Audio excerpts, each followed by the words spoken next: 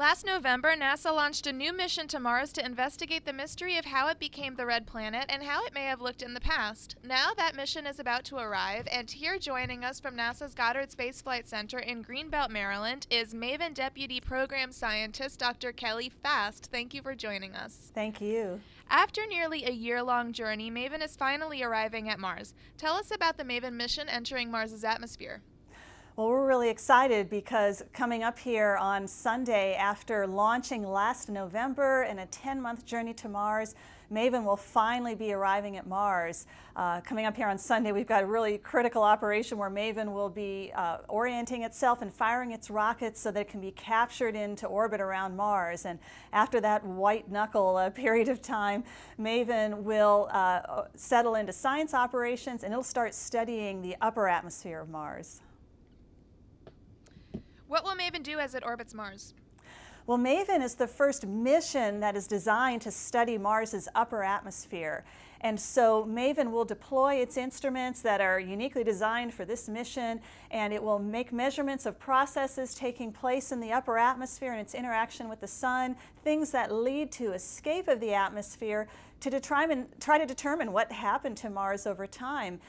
Mars once appeared to be a warmer and wetter place with a thicker atmosphere. That's not the case now, and so MAVEN is going to try to answer some of those questions.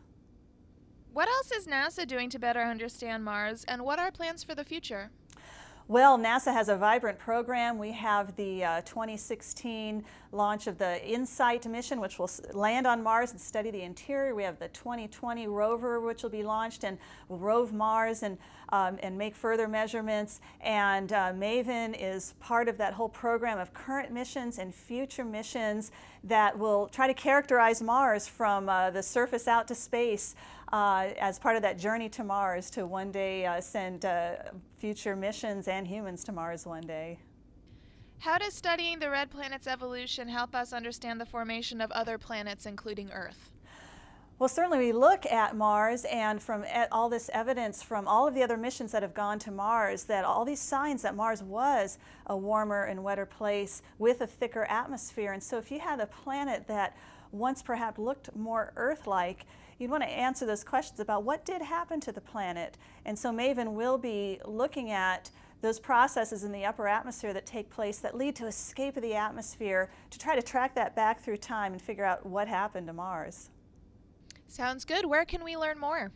Well, you can go to nasa.gov/MAVEN, and you can find out lots of information about the MAVEN mission, animations and images and such, but also links to social media so that you can go into orbit at Mars with us, and you can find out more about the mission as the mission takes place. So come join us.